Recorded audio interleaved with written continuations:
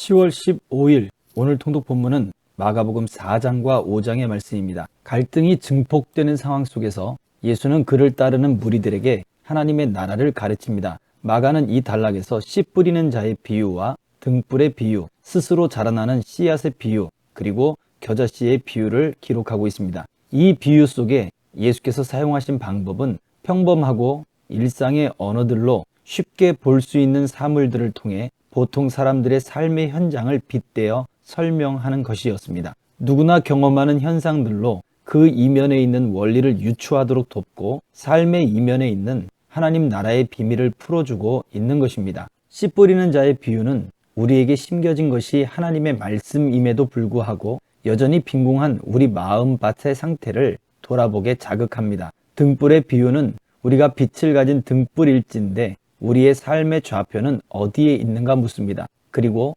자라나는 씨의 비유는 생명 있는 씨가 떨어졌다면 스스로 자라 싹이 트고 열매가 여물고 결실을 얻기 마련인데 땅이 스스로 열매를 맺는 것과 같은 하나님의 나라에 대해 생각하게 합니다. 겨자씨의 비유는 하나님의 씨앗이 비록 작아 보일지라도 생명 씨앗은 결국 가지를 뻗어 큰 나무로 자라난다는 생명 현상의 이면을 알려줍니다. 4장 후반부와 5장에서는 비유 설교를 마치시고 갈릴리 호수 동편 마을 거라사 지방으로 자리를 이동하는 모습을 보여줍니다. 가버나움에서 거라사로 건너가는 호수 위에서 제자들은 돌풍이 불고 큰 물결이 일어나는 어려움을 겪습니다. 이때 주무시던 예수께서 일어나 풍랑을 잠잠하게 하는 자연 기적을 행하셨습니다. 이 일을 시작으로 거라사 군대의 귀신을 쫓아내고 회당장 야이로의 죽은 딸을 살려내시고 혈루병 여인을 치유하시는 등 4가지 기적 사건이 연속적으로 기록되어 있습니다.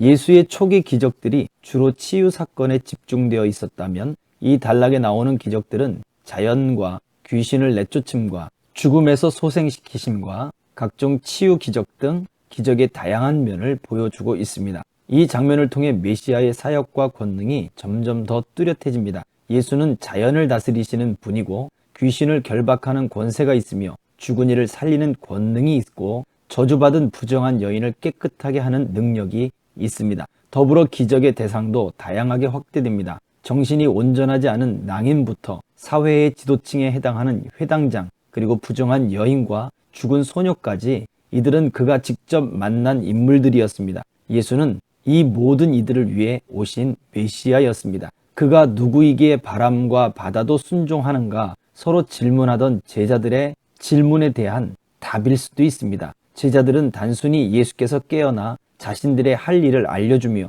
또 위급한 상황에 자신들의 일손을 돕고 두렵고 떨리는 마음 가운데 있는 자신들을 위로해 주는 정도를 기대했을 수도 있습니다. 그러나 예수께서는 그보다 더 근본적인 문제를 해결해 버리셨습니다. 이제 더 이상 두려워할 필요도 없고 돕는 일손을 구할 필요도 없고 무슨 일을 해야 하는지도 알 필요가 없어졌습니다. 바람과 파도가 잠잠해져 버렸기 때문입니다. 말씀을 통해 지금도 우리가 믿고 함께하고 계신 예수 그리스도가 누구이신지를 깊이 깨닫는 것이 우리의 믿음에선 굉장히 중요합니다. 예수님의 모든 기적과 이적은 바로 그 예수님을 알려주기 위한 방편들이었습니다. 생활의 언어로 비유를 통해 길을 제시하신 것처럼 오늘도 우리 생활의 언어들로 주께서 누구이신지를 알려주시고 삶의 길을 제시해주는 하루가 되기를 소망합시다.